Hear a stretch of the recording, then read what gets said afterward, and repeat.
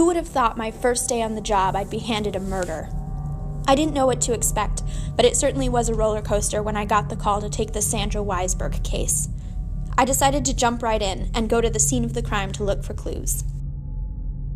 No defensive wounds. She must have known her attacker. No weapon on scene either. I looked through her wallet. She's a student at the local college. Who would do this, and why? I needed to get to the bottom of it. Suspect 1, the boyfriend. 9 times out of 10, the murder is committed by the significant other. We'll see what he has to say. How did you know Sandra?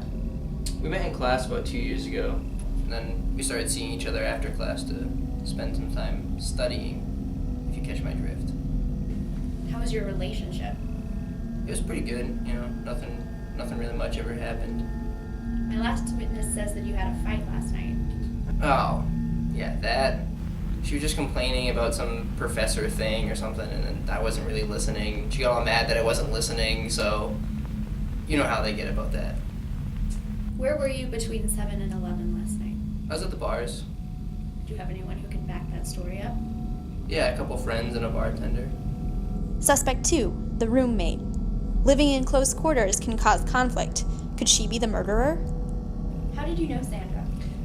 Well, I met her in high school, and we took some of the same classes together, had the same friend groups, and I really truly liked her until junior year. And that is when she got a lot prettier.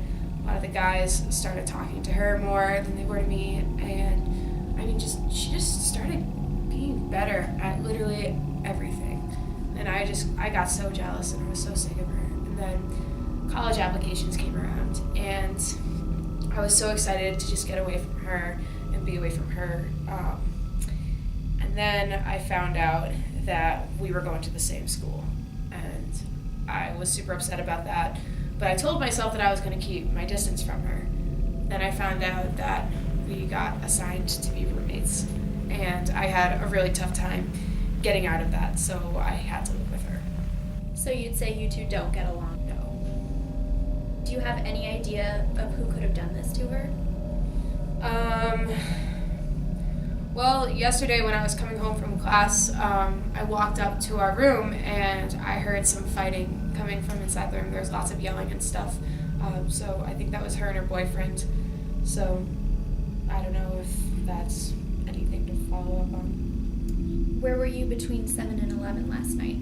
I was at an apartment off campus with some friends. We were just drinking some wine and watching TV. Tell me about how you came across the body. Well, as I told you, I was at my friend's apartment, and I came back, and I was walking back to my dorm, and I just saw her body lying there on, almost into the woods, off the path a little bit. Whoa! Whoa! Sandra! Wake up! Sandra! Oh my god! Oh my god!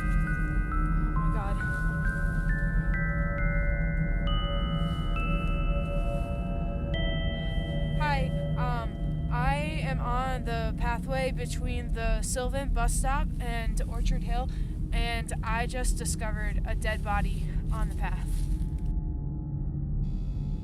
Suspect 3, the professor.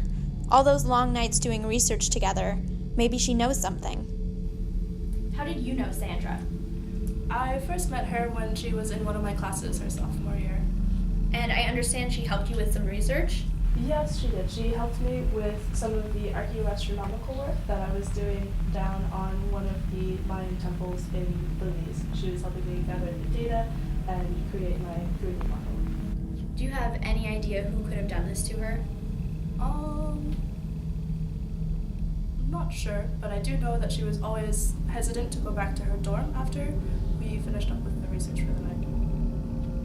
Where were you between 7 and 11 last night? I was in my office working on the 3D model of the site. Can anyone back that up? I was alone. Looking at all the info I'd collected, I knew I had a lot of work to do. Her boyfriend, a little bit of a sleazeball honestly, said they had a fight. Rumors say he had another girlfriend. Could he have wanted Sandra out of the picture? He mentioned Sandra was stressed about Professor O'Reilly, who, during her interrogation, had nothing much to say about their relationship.